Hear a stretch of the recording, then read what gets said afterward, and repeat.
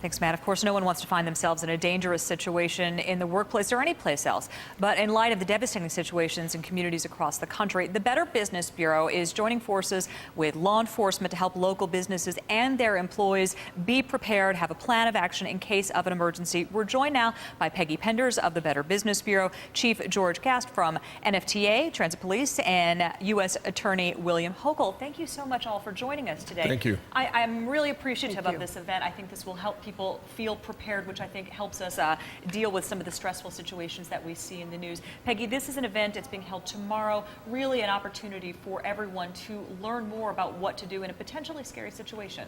Well, the Better Business Bureau is very proud to be joining forces with law enforcement. They're the experts. They have this information.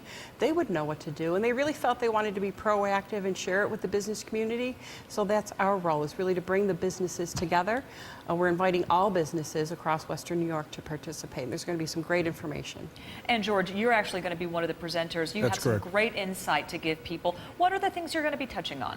Well, we're going to talk about how to keep yourself safe if you were unfortunate enough to find yourself in this type of position in an active shooter situation. What can you do? We're also going to touch on what managers can do prior to a situation to help secure their workplace and the types of things that they should have readily available. What to expect when law enforcement arrives in an active shooter situation. And then we'll also talk about some of the indicators that people might see within their own employees, with their own family members, as to potential acts of violence.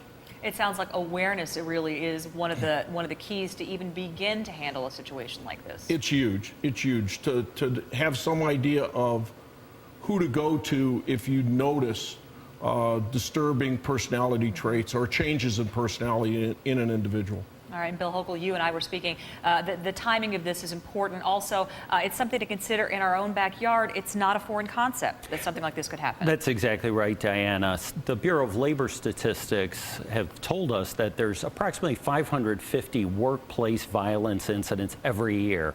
12% constitute the insider threat, as Chief Gast indicated, coworkers.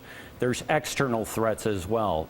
Perhaps Aurora, Colorado comes to mind. For insider threats, not that far from home, ECMC, Dr. Jordan last year.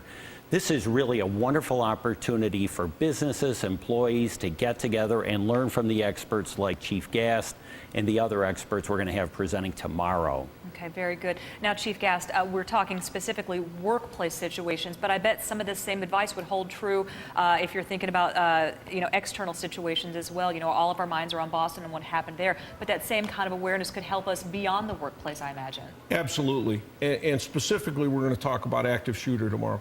But an active shooter situation is an active shooter situation. It doesn't matter if it takes place in a theater, as it did in Aurora, Colorado, in a school, in a workplace, as it did down at the Discovery Channel outside of Washington, D.C. A couple of months ago.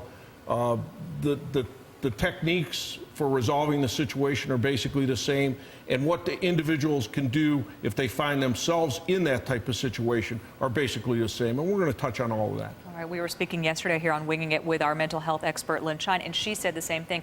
Being prepared, having a plan will help you process all this information.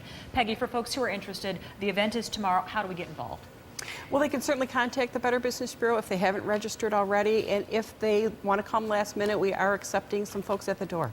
All right, very good. Thank you all for joining us here this morning. Thank you. We're going to send things now over to the latest from the News 4 team and the Desk Check.